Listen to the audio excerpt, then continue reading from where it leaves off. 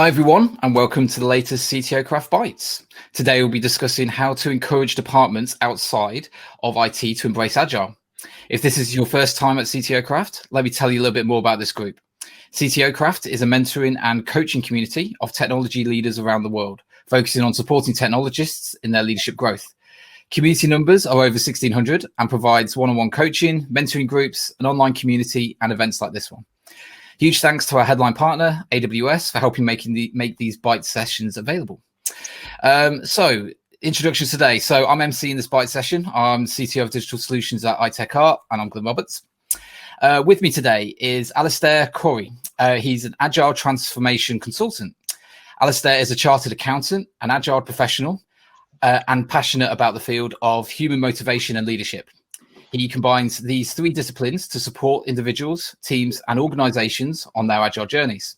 He has developed a couple of thought-provoking videos. Let me go through these. So, the art of governance in the age of Agile, and the art of leadership in the age of Agile, and as well as the Agile mindset wrap. He is currently developing an Agile roadmap for Agile transformation with a colleague. Also today with us is Giles Lindsay, former CTO, CEO of Agile Delta Consulting. Giles is a technology and Agile leader with over 25 years industry experience. He is a former CTO and is now the CEO of Agile Delta Consulting. He is also a fellow with the Chartered Institute for IT and a fellow with the Institute of Analysts and Programmers. He's a long-term Angelist and enterprise Agile coach, as well as being a member of the advisory council of the PMI Disciplined Agile Consortium. He is soon to be appointed the president of the Agile Agility Institute UK. So that's a big introduction for you two there, guys. How did you work out how many times you said the word agile in that? That was brilliant. We need to relook at those for future events. So thanks for being with us today, guys. So for the audience, please feel free to ask your questions in the video link below. We'll probably wait until after the first chunk of conversations out the way before we start answering. Today's talk will be a little bit different with a kind of troika, liberating structure. I think I'm saying that. Yeah. Troika. There we go. So let's start off. So let's talk about embracing organizational agility. So why should we encourage departments outside of IT to embrace Agile? How will that benefit us in IT? And will it make our lives easier and better? Okay, well, Glyn, thank you. Look, great introductions, and yeah, I think Alistair's right. There needs to be a drop of a few Agile words there, especially the age of Al. I'm just saying. Now, I think actually, without wanting to sort of make fun of it, we actually got a touch on what we actually mean by that word that we've just repeated a numerous amount of times. You know, we're actually talking about the mindset. We're talking about the ways of working. We're not just talking about the word agile as some sort of umbrella term for the various frameworks, methodologies that we are using in our organizations today and that are continuing to start emerging. You know, if we go back to the Deloitte map of agile life cycles, today there's over 40 variants and 70 different principles supporting them. So, you know, the term agile ways of working does actually sort of refer to simply at simplicity level, the things like those daily check-ins, those daily checkouts, being able to understand how our teams are feeling, being able to understand, you know, whether they are being motivated well, whether they're getting the right support, whether they're getting the right coaching as well, mentoring for being able to do their day job. Being able to do everything in that short iteration, being able to actually do it in a way that we can actually work in a short cycle to get feedback quicker in process from what we are trying to achieve. It's all about collaboration. It's about having the right capabilities, the right tooling, the right processes, the right structures that are going to allow us as an effective team to collaborate, especially with new norms, while we are obviously sat, you know, as we are today, at home behind our, you know, Zoom windows and Crowdcast windows, etc., etc. And therefore, as I was about to say, how we therefore interact with one another. That's changed. That's changed from obviously sitting next to somebody at our desks in an office environment to obviously, as we have now, 3 windows sat next to one another, and this is how we have our daily interactions. it comes back to making sure, though, we are reviewing what we're doing and how we're doing it with these ways of working, making sure that the power of the retrospective is actually being used so that the teams can sit together and go, well, Jack, you were an absolute idiot in the last sprint. And I don't know what was going on, possibly in your home life or what was influencing your behaviors. But being able to have that open and honest dialogue, right? Because people are working in a safe space, they're being in a psychologically safe environment.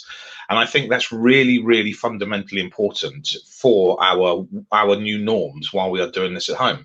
Making sure we're using the right tooling, the right capabilities online, those Kanban boards as well, if we're going to be able to actually, do things in an easier way. Absolutely, Giles. I think the ways of working that you're talking about there, I think they're informed by, and I think they overlap with the concept of the agile mindset. And I think for me, there are 5 key points or 5 key things that I think about when we're thinking about the agile mindset. The first thing, and very much at the center of everything, is the idea of a customer-centric outcomes. And I think that ties back to the first principle of the Agile Manifesto, if you look at that. So that to me is fundamental. And then next, around that, to support those outcomes, you want small cross-functional self-organizing teams. You've probably heard that sort of terminology a lot, but really unpacking what that means is important. The concept of adaptability, this idea that everything is going to change. No plan survives contact with the enemy. Changes, it's the only constant, and so we need to be adaptable. The next one is value focused for me, and that is this idea that everything we do needs to have an eye on delivering value, a value to the end user, value to the customer, value to the organization. So we need to be focused on that. And then finally, for me, leadership is critical. A lot of people talk about the fact that you don't need leadership in Agile, and I disagree. I think that what you want is the right type of leadership. And for me, emotionally intelligent, enabling servant leadership is what I kind of strive for, and what I sort of help others to strive for as well. So the ways of working and the mindset is what we're really talking about today. Yeah, and I think that along with that, we use this word a lot, but I think we also need to address the point. And I've done a talk, Agile's dead, long live Agile, that in a few years, we're not even going to use the word Agile anymore. I've certainly spoken to many leaders, people who've been my bosses or people I've worked with from a coaching and consulting perspective. And, they don't even want to have that word in their vocabulary in any shape or form. They don't mind, obviously, agility, organizational agility, and trying to get the best out of what's coming from their business. But they certainly don't want to somehow hear that word agile. So, I'm going to ask Alistair a question now. Why are we still even mentioning agile today in the workplace? No, I agree, and I think it takes me, when you ask that question, it takes me right back to the late 90s, when the internet was happening, and companies and organizations and people were just scrambling to get onto this World Wide Web thing. And do you remember terms like clicks and mortar and eyeballs and all that terminology? And I was working as an accountant at that time, and I was being asked to build models, business financial models, and I was having to learn all these terminologies and trying to create metrics around these bizarre concepts. But now we don't talk about clicks and mortar companies anymore. We don't mention it. And actually, at the time, somebody mentioned we don't talk about telephone-enabled or electricity-enabled companies anymore, do we? So why are we talking about internet-enabled companies? It's just going to be the thing. So I think right now we need to mention Agile because we want a shortcut to refer to all the things that we've talked to up till now, rather than have to list them every single time. But I absolutely agree, and I think very soon that our ways of working and the mindset will become the norm, and it will no longer be, something that we do. As soon as everyone's moved away from command and control, from bureaucracy, then we no longer need to talk about it. Yeah, and I think on the back end of that, then I think we've also got to be conscious that not all of us, people here today, but technology leaders, are necessarily in the same space or the same place when it comes to Agile and what it means for them, their teams, their organizations. From the discussions I've had with Alistair, prior to today, I think it's, we sort of have thought that we presume there may be sort of three groups of people here today, but also in the technology community. And those three sort of groups of people are those tech leaders who are Agile leaders, who have had it as part of their career, their growth, their growth mindset. Have Agile going on in their teams, have it going on in their organizations in some form or another. Then there are those tech leaders who might not necessarily be an Agile leader themselves yet, but do have Agile going on within their tech teams. And I think, that's that's another important category we need to focus on. And thirdly, excuse me, there are those tech leaders who are not Agile leaders, don't necessarily have Agile going on in their organizations, or possibly they don't think they have it. Because remember, if it's simply in the mindset and approach and a sort of set of values and norms within the organization, there may be people who are actually doing those behaviors and mindsets within the organization. So our goal, and sort of some of the takeaways from sessions like this, is that we want to make sure we're engaging with the we want to start engaging with the non-tech leaders in organizations, trying to introduce organizational agility and helping build that momentum, getting that agility, that flexibility, removing the friction, those departments that are less flexible to change normally within an organization, helping them see that actually applying some different strategies can really help them move the needle. Then, for the second group, we want to encourage that second group to sort of become that Agile leader, to then actually be able to champion what's going on within the rest of the organization, removing that friction, removing the waste in process, removing the trade-offs between handing something between one department and one silo to another. And for the third group, we often always say we hope that when we're doing a talk like this, that they hear something that sparks enough interest to actually allow them to start a journey. And as such, I think we have a starter for 10 to consider this, Alistair. No, absolutely. I think if we're going to go on a journey, I think there are three things that come to mind as to how to help somebody with that. And for me, that is the 4 E's: explain, evidence, experience, and explore. And I think if we can, we can do that. And as we are taking somebody by the hand to a new place, we use a combination of those 4 items. And I think for today's session, I just want to focus on the evidence piece. Now, ideally, the evidence that you have, and you'll find this evidence internally. So you will see your colleagues, you may not know that they're doing this yet, but your colleagues are already doing this. And if you can find them, that's brilliant. We'll talk more about that later. But for the purposes of this, let's think about the external evidence. And all you need to do is, type a few key choice words into Google, and a whole bunch of stuff will turn up. I mean, some of the things that really piqued my interest recently, a Bloomberg article on the, or was it the 3rd of February of this year? The title reads, Enterprise Agile Transformation Services Market to be $63.8 billion globally by 2026. It goes on to say that the market was 15 billion in 2018, just over 2 years ago now, and it's projected to be 64 billion. I mean, that's a massive amount of investment that organizations are going to put into this thing called Agile, into enterprise agility. And I think just filling our brains with as much information as we can that is digestible, I think it also helps. And for me, there are 5 resources that really come to mind.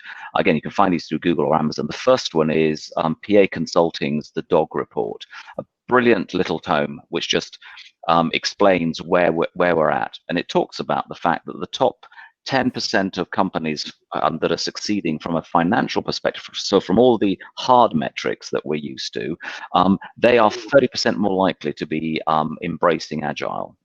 Another great resource is a book called Doing Agile Right. Bain & Co. wrote that, and it was published by Harvard Business Review. Really interesting, full of great examples of companies big and small that are adopting this. And then again, I'm talking about Harvard Business Review. There are just so many articles going back to the 1980s that chronicle the journey that we've all been on, or that we as humans have been on.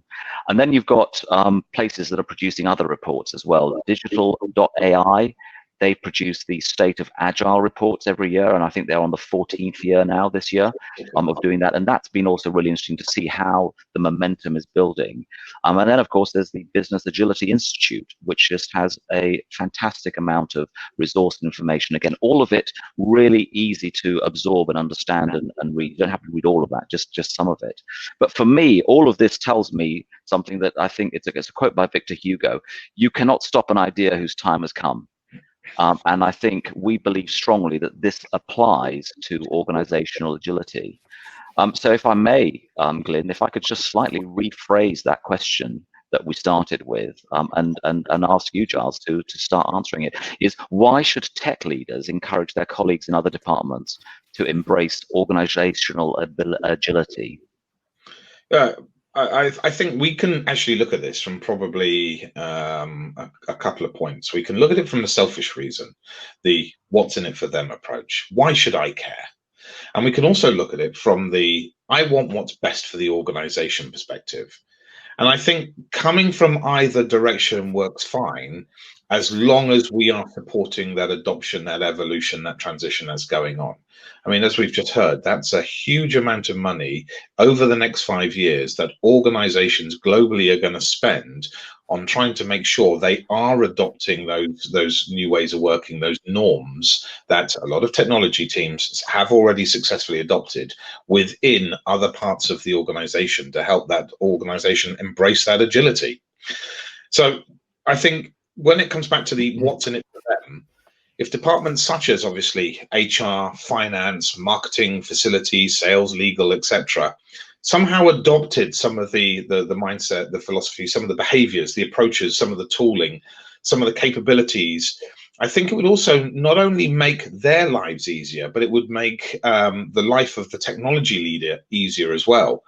There isn't going to be obviously this one department within the organization who is doing something different as opposed to every other department and potentially silo across the rest of the organization. And obviously, if they are adopting it, making the technologies leaders' life easier, that's going to also help with things like planning, moving to roadmaps away from those sort of long protracted Gantt charts. When it comes to budgeting, thinking about funding models, those beyond budgeting approaches to help what's actually going on.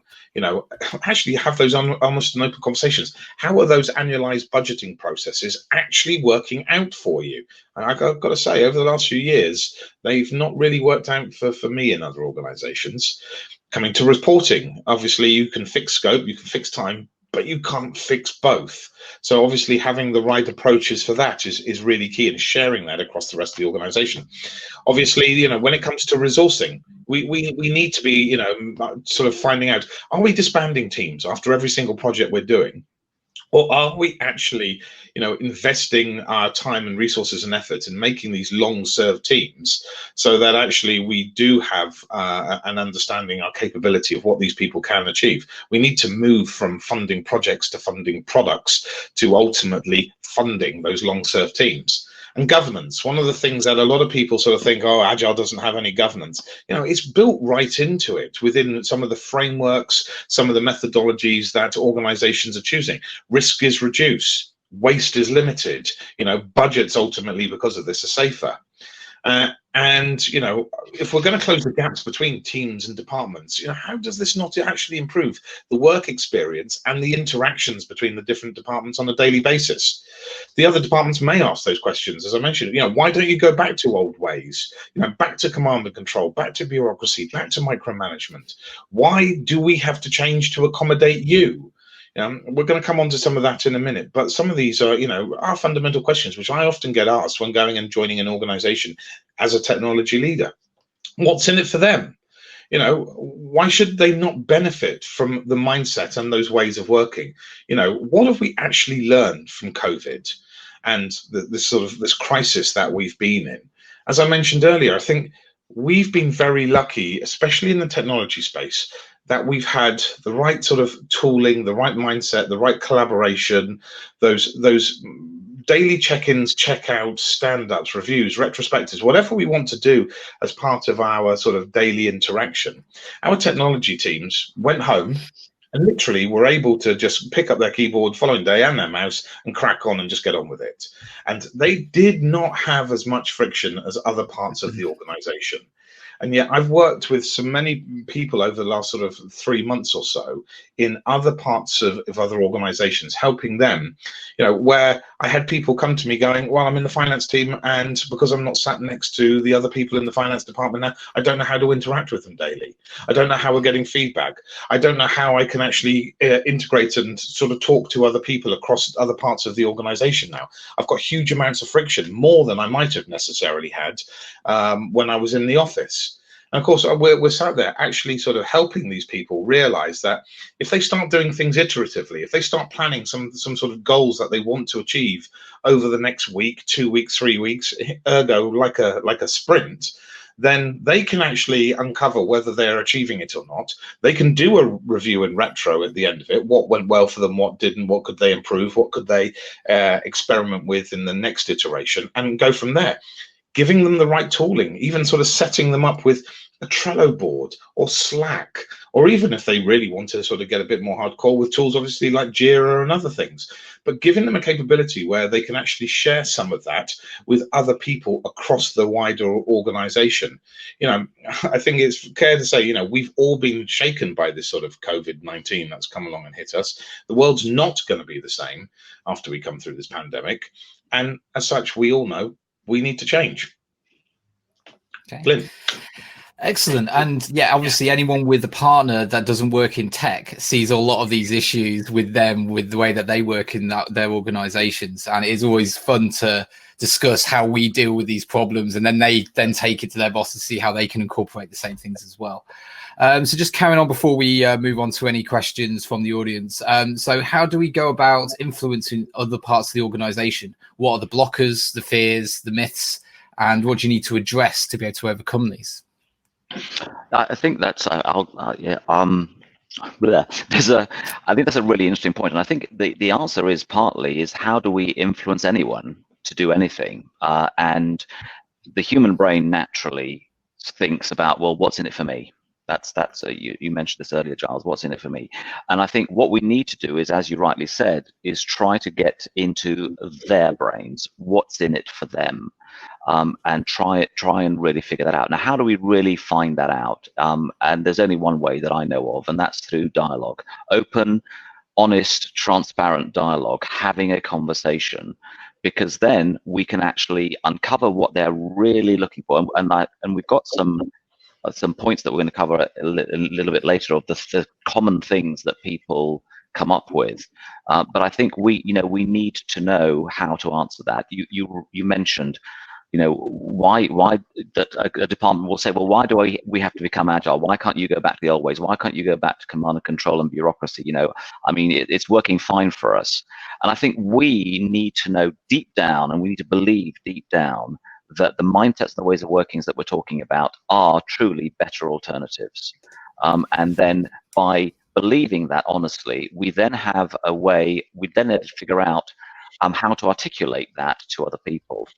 And that's not for everyone, by the way. Not everyone is a speaker, is a great communicator, but this is where the principle of collaboration comes in. And this is where I think we can use each other. to achieve this. I'm always reminded of the time when my dad would try and teach me something or try and get me to do something, and you ignore your dad, right? I mean, you know what it's like, but you'll always listen to your cool uncle.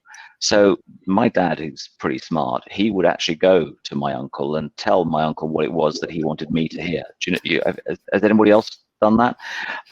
We still do that today, and it was brilliant because Uncle Roy said this, Uncle Roy said that. This is what I'm going to do, and Dad's just going like, yeah, I've been telling you that for 4 years. But anyway, and I think I say same here. And what Giles and I have done is we've created a little community, and we refer to each other as cool uncles and aunties. And what we do is very quickly we become too familiar with the people that we're trying to influence. And so what we do is we rely on each other, and that maybe that's something that we can be doing more of. So have those thoughts articulated well for ourselves, but don't assume that it has to be us that does this. We can call on others to do this. But let's talk a little bit about those blockers and fears and myths that will come up then. Giles, do you want to kick off? Yeah, look, I think when we sort of when anybody's raising any of them to us in the workplace, I think that there are sort of certain things that we need to do, or we need to be asking, because in answering what those blockers and fears are, one, we don't know what they are until we actually have the open dialogue that Alistair was talking about above. And two, we can prepare for the most common challenges, of course, the things that we see most often in our organizations, where the biggest friction is between one department and another, possibly actually internally within the technology team itself. But, when it comes to it, I think we can be pretty good at preparing for most. But for those challenges that we can't prepare for, we just have to be open and honest and say we're going to take them away. We're going to actually work with you collaboratively, continue to have conversations until we actually find a way of working that is right for you and your team and your department within the organization. Again, just coming back to trying to get this enablement of organizational agility. We also don't know what the people who are running these departments are actually also thinking until we ask them. And genuinely, they're not going to come and tell us possibly the true reasons for whatever resistance they've got to change to the word agile, agility, whatever it is, until they actually know they can trust us. And that's a really important part here. Trust is such an important word in this process. These leaders obviously need to know that we have their best interests at heart ultimately. So I think obviously having coaching conversations and that type of open dialogue that Alistair was talking about, I think is going to be a tremendous tool to have within your organization. Now, obviously, if their reason for not adopting new ways of working, new approaches, new mindsets, for that philosophies, values, norms, is one we didn't think of and did not prepare for, then okay, no problem. We'll simply say, let us take this away and we'll come back to you with an approach that you could try to see if that works for you. Showing that we actually then care enough to go and get more information for them, and that we do genuinely want to solve the problems that are creating the most amount of friction for them on a daily basis. Again, it's like calling up your cool uncle or auntie and discussing how to help them, overcome that sort of level of challenge and friction. No, absolutely. And I think it reminds me of I was at a conference once, and one of the speakers used to be the advisor, or one of the advisors for President Bush Sr. So you can imagine how long ago this story goes. And what he said was something interesting in terms of this preparation that you're talking about is, if you know the answers to the most common questions and you've drilled them and you've prepped them, you then walk out in front of an audience a lot more confidently, and you know that you can deal with this. And what he explained was they used to drill, and they still do. They drill the presidents so that they can have those answers nice and short and succinct. And I think they said it's a 45-second answer that they try and have to any question that could ever be asked, and that's what they try and drill it down to, which is fascinating. So let's look at some of those questions then. And I've got 8. I know, Giles, you've got some more, but let me just the ones that we come up against most often.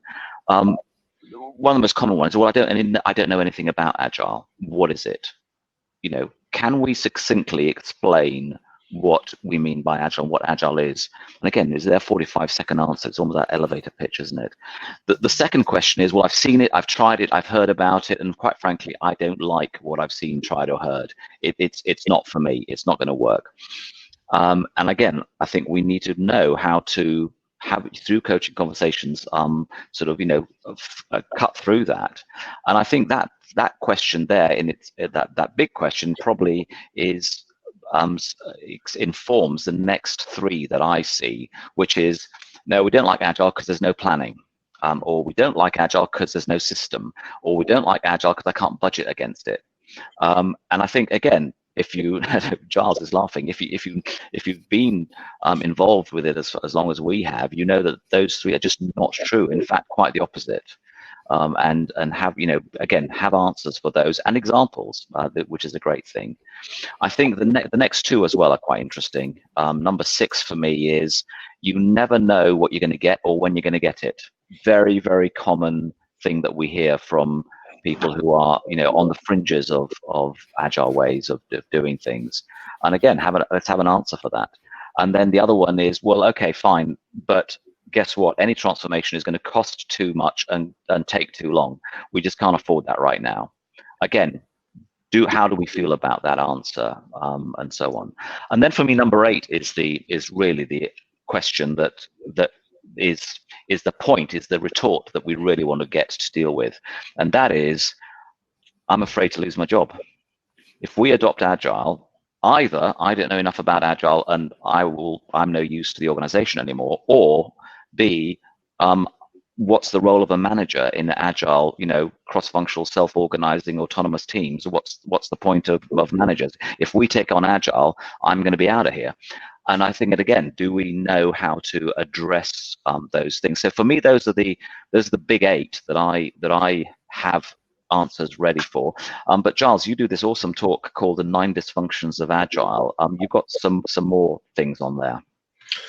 Yeah, I just to add a few of them. I think we often hear, that Agile adoption failure stories are abundant.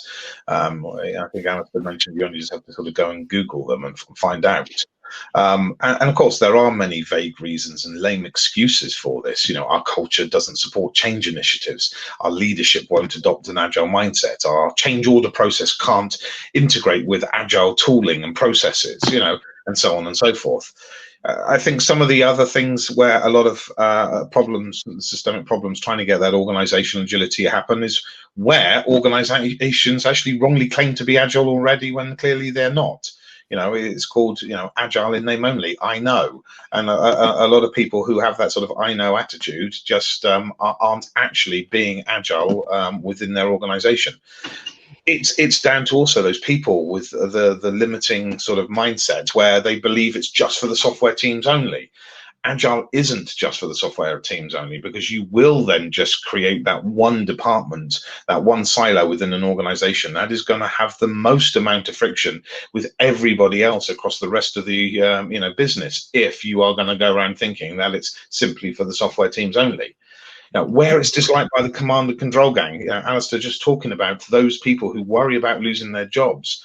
That command and control gang, usually that middle management, the people who don't have any sort of authority devolved to them, the ones who are often, in many organizations I've seen, sort of do the anti-Agile propaganda as well, and sort of have the loudest voices in organizations, really sort of trying to sort of stop it happening organically, stopping trying to get that organizational agility to happen. And where ultimately it's constrained by that level of bureaucracy, because we've hit a ceiling, the leadership don't want anything to do with it, and therefore you are not going to let that again organically grow across the rest of the organization. And finally, I talked about the growth mindset earlier, and that's what we actually need for this. It's where those organizations simply just have a fixed or traditional mindset and are not going to allow change to happen, change management to actually just be a thing within the organization, and to see any type of improvement, especially because we are now sat working from home in lockdown, having to work in new ways.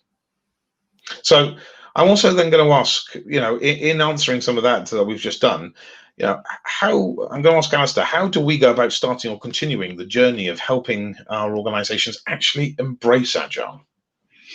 And I think right now, it's probably the best and easiest time to do this. You mentioned earlier around the fact that, because of COVID, we're all being jolted into having to change. You remember that meme? Who drives your digital transformation? Is it the CEO? Is it the CTO? Or is it COVID-19? And I think when we think about change management, when we think about transformation, we always think about the pain and the anguish and the pushback and everything else that we're going to get. Well, guess what? We've now got this wonderful state where we can blame COVID for forcing us to change. So it's COVID that removed the old way. So we don't have to worry about that. We can focus on the other bit. People hate change, but they love novelty. Guess what? We don't have to worry about the change anymore. We can just focus on the novelty. Well, you can't do that anymore. However, look at this. Look at Zoom. Look at Teams. Look at this. Look at that. Well, look at all these wonderful things. And I think we can just so easily just guide people into that right place. So, how do we start is by understanding. I think that it's actually now is the easiest and best time to get started. But Giles, you've got some thoughts on who would lead it. Well, yeah, look, we've mentioned sort of several times just here having this sort of open dialogue that obviously the tech teams, the tech family within an organization are already working in what other people are calling new ways of working. But we've been doing it for years, right? That just that sort of better interaction at level of collaboration. And of course, people are still, as I said, calling it new because of the impact of COVID. But they are and were and are best placed to adopt and adapt because of how they are working already with that agile mindset, all the things that we've been talking about. And as such, technology leaders, technology teams are best placed right now to support the rest of the organization. And Glyn, I know you mentioned it earlier, though, are people with other hearts who are seeing us doing this, seeing us having great collaboration because of the tooling, Zoom and other things. Our teams still able to interact really well on a daily basis, and they may be working partners or children or whatever, maybe working in different sort of departments of organizations, seeing how well it's going for us, and actually realizing, can I have some of that? And I've been asked this by other members of my family as well on calls. Can you help us with some of those things you do to help us get some, remove some of the friction we're suffering? And therefore, who's going to lead it? To answer Al's point, who's going to lead some of that sort of transition across the rest of the organization? Should it be the CTO? Should it be the CIO, CFO, CPO, CEO? Right? Now, as I always say, when I'm ever talking to them, either as a CTO or going in and doing some consultancy or coaching, the C-suite has to learn to work as an agile team together. There has to be a lot of unlearning. Recently, it's a case that talking to a couple of CEOs, they've realized that they actually, have got to this sort of power, the pinnacle. They're now, not wanting to be perceived as sitting in an ivory tower. Yet somehow they've got their 25, 30 years of experience to take them there. But they've now actually got to unlearn some of the things that they've done, and that's actually really hard to do. There's YouTube videos of the guy who who trained himself on the bicycle. So he spent 25 years riding a bicycle, normally going forwards, pedaling the right way around. And he bought a bicycle which actually had the pedals. You had to pedal backwards to go forwards. And he had to actually rewire his brain, unlearn all of the stuff that he knew before. And it didn't change him as a human. He was still a leader in whatever role he did, but he had to do something different. And he actually had to learn. And it took him about 6 months before he could properly do this on the bicycle. And then it was a case of he then actually went forward again and did how to ride a bicycle the right way around again. And it only took him a matter of days or hours to actually, again, rewire his brain, unlearn the bad habits that he had sort of acquired over X number of years to actually be able to sort of say, yeah, I'm going to adopt this mindset, this approach, and do some new stuff instead. But when it comes to who's going to lead in the organization, it's got to be that agile leader. Right? It's got to be someone who can create change to help build that truly agile organization. And as I often say to people in organizations, think of the role of the agile leader as potentially a placeholder for whatever you decide to call that role. It may depend a lot on, your organization and how you organize your work within your organization accordingly. That agile leader could be a coach, it could be a senior executive. It could be a product owner, a project manager, therefore someone who's in that normal middle management space, a scrum master, a release train engineer, a coordinator. The list just goes on and on. Right? But one mistake I often see in organizations, where I've seen this happen several times now, you don't necessarily need to go and hire someone specifically as an agile leader within your organization. You may already have many agile leaders there today who can help embrace and bring about that sort of better organizational agility. And as a technology leader, if I'm not yet the agile leader, I would actually go out and find this person in my organization or the people in my organization, because they will be there.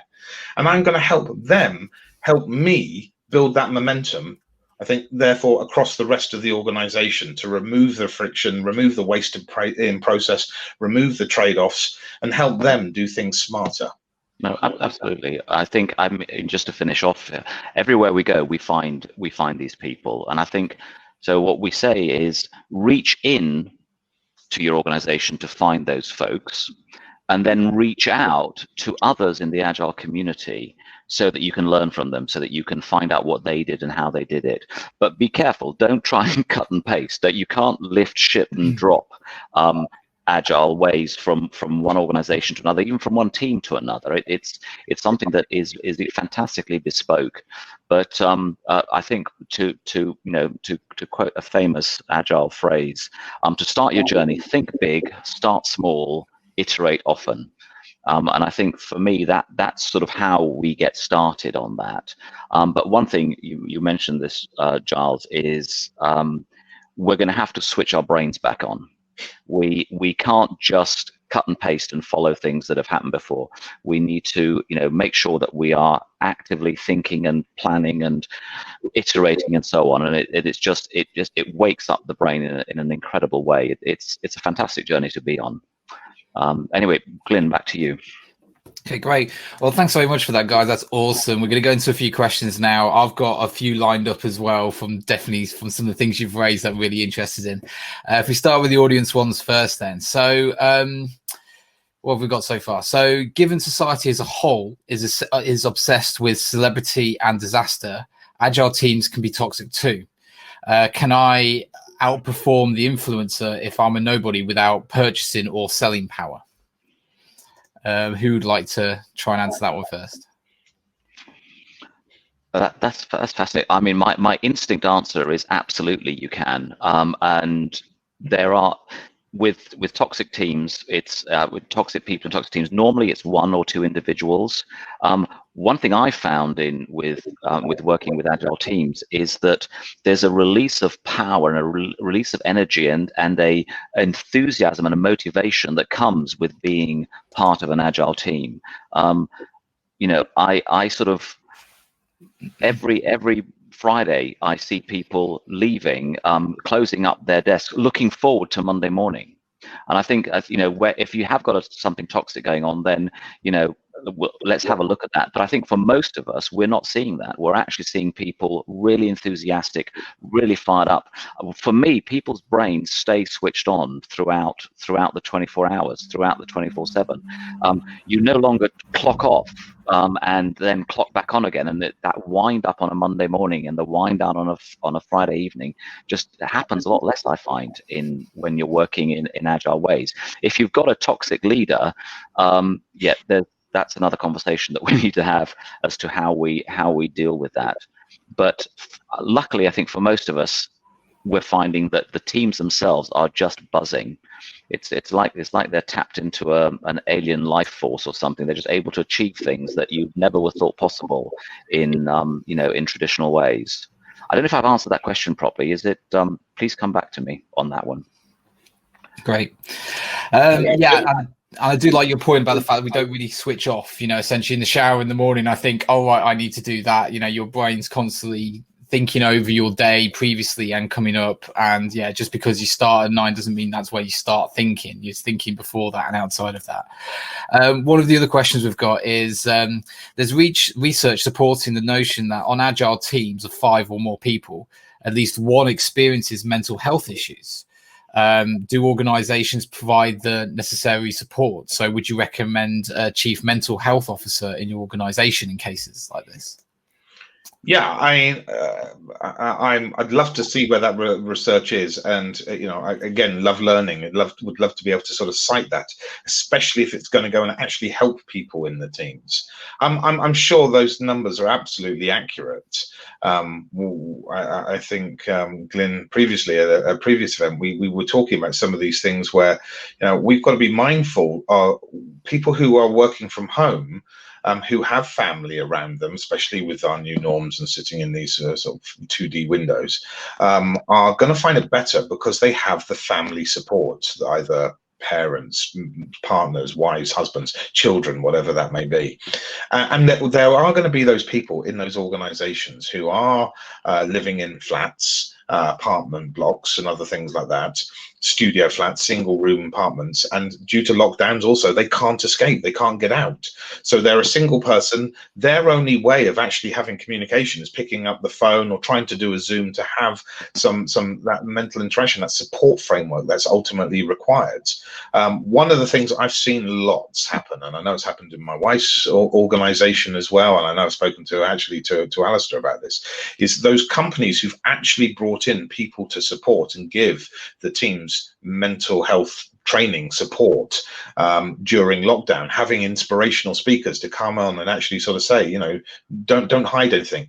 We need to be working in a psychologically safe space, right? And to be truly working in a true psychological safe space, we need to bring our whole selves to work.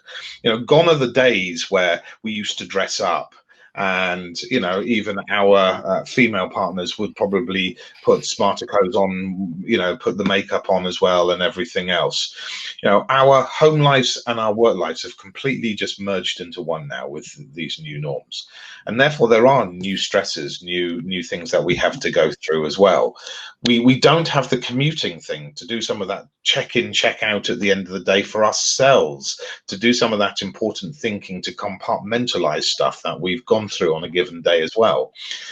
We now literally, to your point, Glyn, sort of are doing some of that sort of stuff in the shower because it's the only time possibly we get to ourselves without children or partners around us who may be sort of, wanting to talk to us about lots of other things. And instead, what we're doing now is we sort of leaving the shower, having breakfast, and boom, we're suddenly sat in front of a 2D window again, talking to other people. When really, I used to be sat on a train for an hour into London every day for 15 years and listening to podcasts, reading books and other things.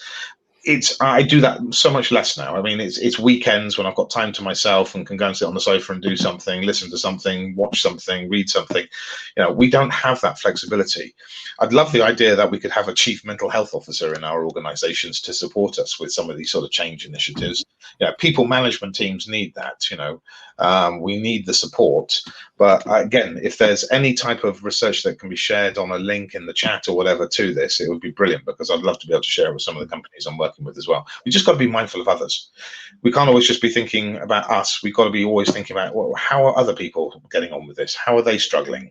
Do we need more time with them? Do we need to talk to them, share them something, give them some support in a different way? Absolutely, yeah. I mean, the break from not having the commute anymore, I'm finding I have to set a routine, either exercise in the morning or go for a walk. Gives me a chance to catch up on podcasts because I'm not getting through anywhere near as many as I was previously. So with that then, would you say that most organizations' agile approach has had to change due to this lockdown over this year? I don't necessarily think they have to change, and I'll really like Al's input on this one in a sec. But I think it just needs to evolve further, right? And too many organisations I've worked in where I've had successes and failures, and if anyone's when I do meetups and things, I always talk about both quite openly. It's a case of making sure that we are trying to get that agility across the rest of the business that we're working with, so that we aren't sort of seen as the technology are doing everything their own way. They're doing it differently compared to every other department in the organization, and that friction that ultimately that causes. I think we've got to be helping now our partners who used to be possibly the people who used to go, I hate your agile way of working, who are now secretly going, we need your help. And kind of literally kind of like hiding, yeah, sorry, sorry for taking the piss for the last however many years, quite literally. And I've had some of those conversations, tough conversations. I had one with a CFO who turned around and kind of went, sorry. Literally, and through that, I think we have to just evolve them differently. We've got to continually get feedback. Right? That's one of the most important things with everything, right? We can't obviously just continually stay working in the same way all the time. Even with lockdown, with different things happening there, possibly with some of us going back to an office and some of us staying at home, that's another change that we have to work with. So, we have to evolve. We've just got to continually get the feedback, inspect and adapt, and actually iterate and try something new if something's not working, until we actually kind of nearly hit a sweet spot where things are going really well for us. Yeah, Great. I think, absolutely. I think, as we mentioned right at the beginning, we are talking about a mindset and ways of working. We're not talking about a framework or a structure. And I think for people to think that they have to adopt a new framework, new structure, and learn something new is not what this is about. It's about, as Giles quite rightly said, it's about evolving and iterating, and starting from where we are and moving forwards within that.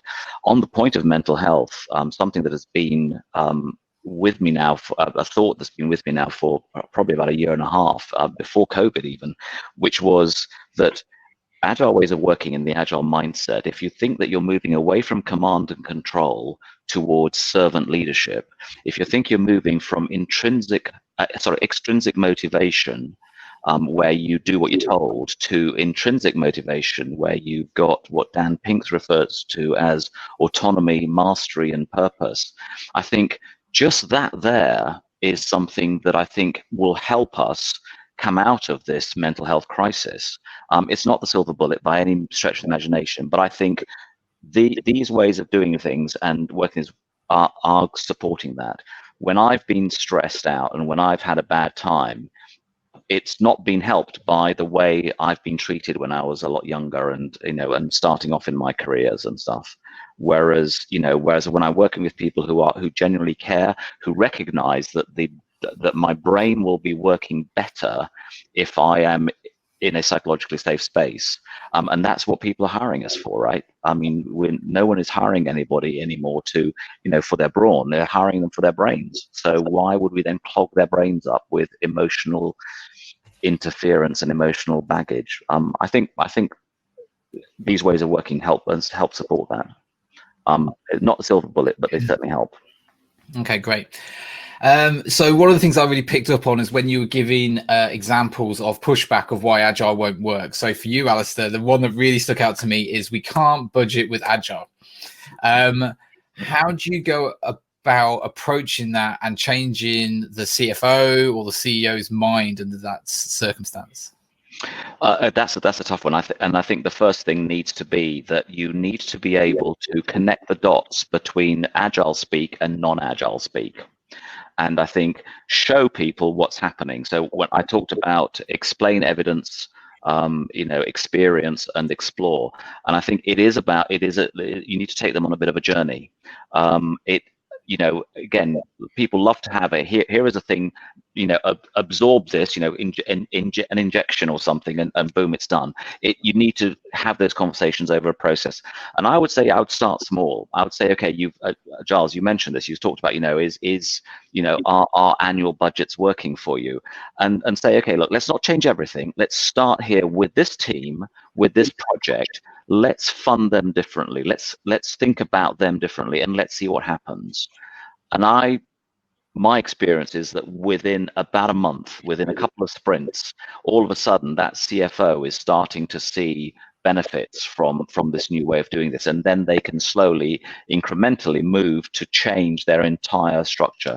But one thing I would not do is I would not advocate, unless you've got a very strong CFO who wants to do this, to try and do it all at once.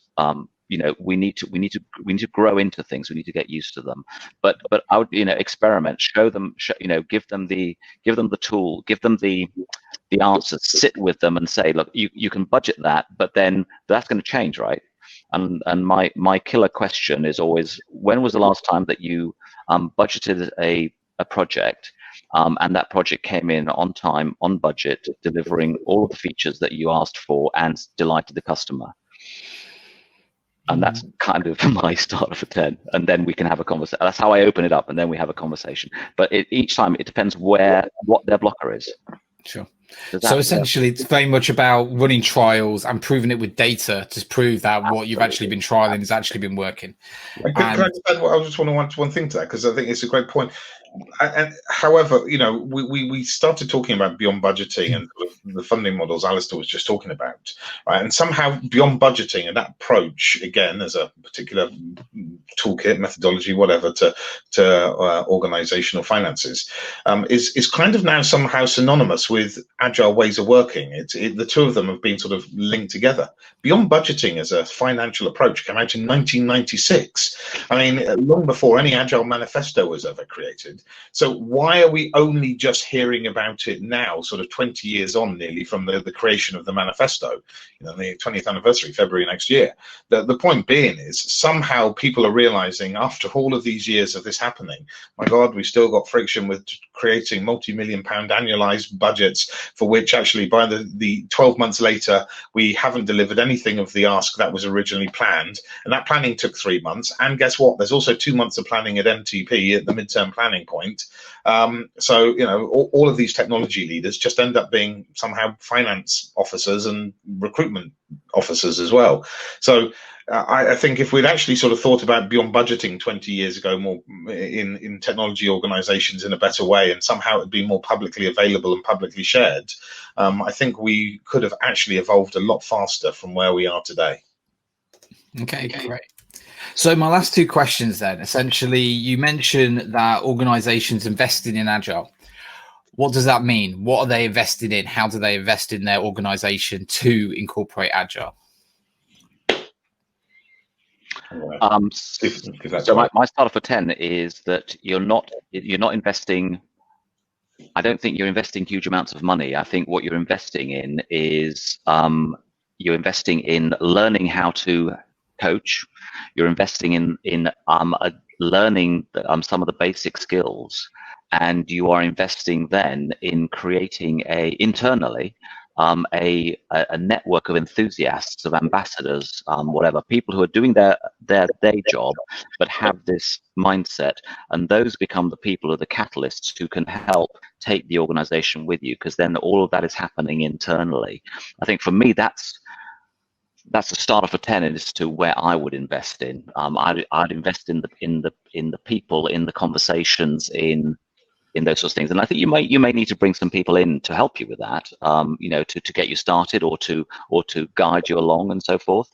But for me, setting up something like a community of practice or a center of excellence or something like that, with a few people who can help guide it internally, is probably what's going to work best, in my opinion. I think that's probably absolutely spot on.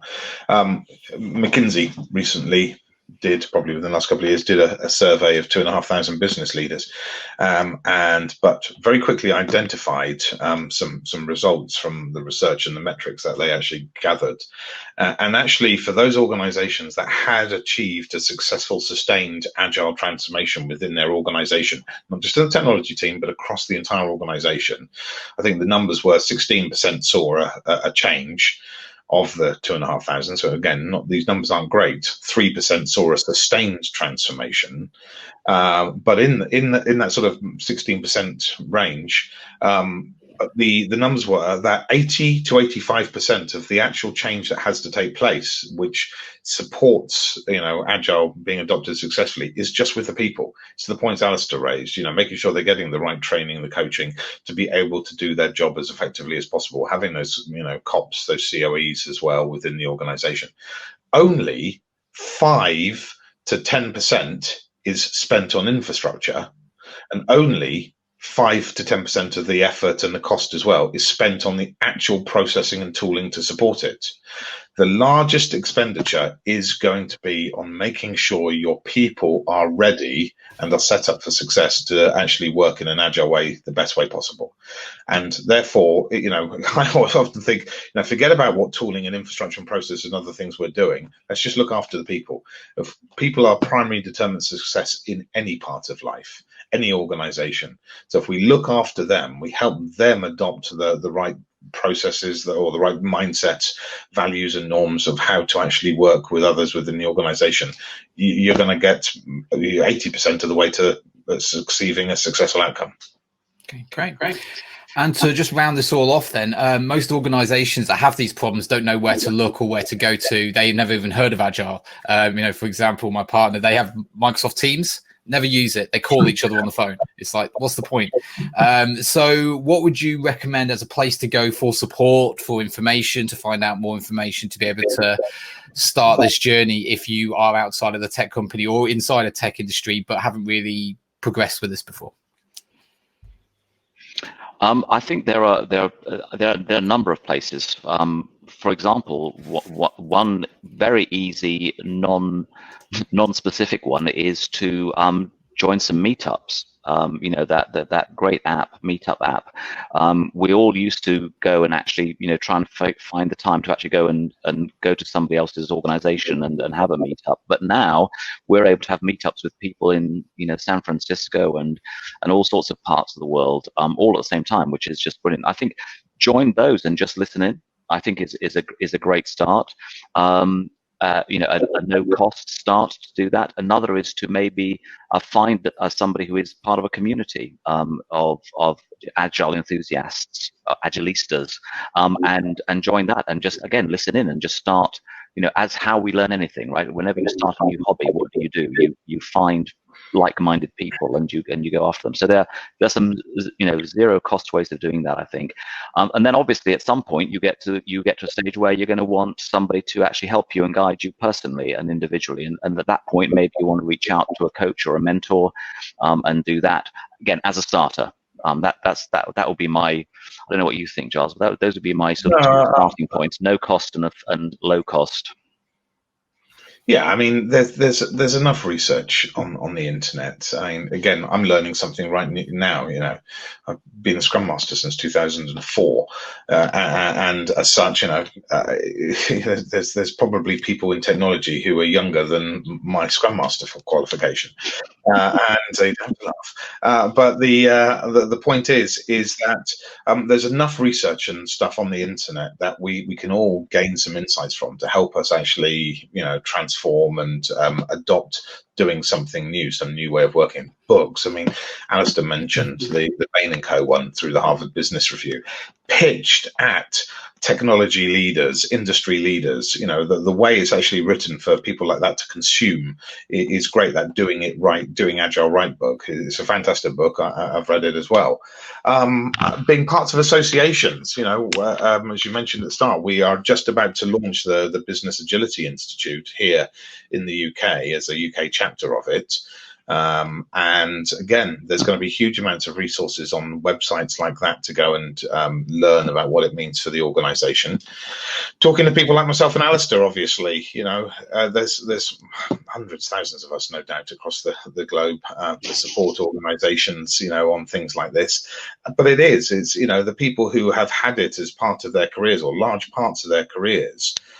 Working in agile ways and have been through some pitfalls. I've done it in the large enterprises and I've done it in the very small startups. I've seen successes and failures at both, and it's being able to have those open and honest conversations with people to share. If you go down this route, you're likely to go wrong. If you go down this route, you're going to have greater successes. And just having that open and honest conversation with people. A friend of mine recently turned around and actually sort of said, yeah, I'm confessing the fact that actually, I get paid for just telling people common sense as a coach. And yet that's actually what it comes down to at the end of the day. There is an awful lot of common sense, but it's trying to tell people and show people the wood from the trees.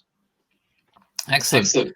Well, thank you everyone for joining us today. And obviously thank you, Alistair and Giles, for being part of this talk and giving us some great information there. You can connect with our speakers after the event on the links which are shared in the chat. Next week, our Bytes session is on the CTO Survival Guide, How to Talk with Your CEO and Other Mysteries, with the two co-authors of the book, Agile Conversations, from Douglas Squirrel and Jeffrey Frederick. So I hope you see you all there next Friday. And thank you all for joining, and enjoy the rest of your week. Thank you, everyone. Glyn, thank you everyone for coming.